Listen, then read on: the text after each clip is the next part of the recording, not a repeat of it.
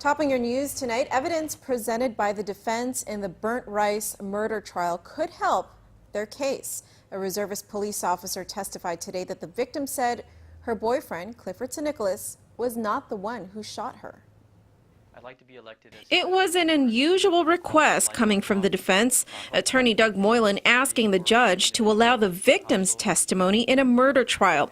The prosecution was against it. Although the victim's testimony is secondhand, it's the only statement that could come from Vaylene Borja, as she can no longer testify. She died on January 26, 2014, exactly a year from the date she was shot in the neck.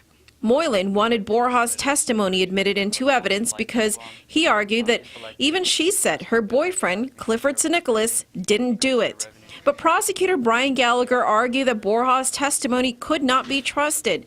She could have been suffering from battered women syndrome. After all, he says, there was a history of family violence. Judge Michael Bordallo allowed Borja's testimony to be presented, noting that the jury could decide for themselves whether she was hiding the truth out of fear for St. Nicholas. GPD Civilian Police Reservist Officer Donald Ferguson then took the stand. He told the jury that when he interviewed Borja at GMH immediately after the shooting, he asked her, quote, "Did Clifford shoot you?" Her answer, no. Asked whether she appeared fearful, Ferguson said no. In fact, he says she was speaking normally.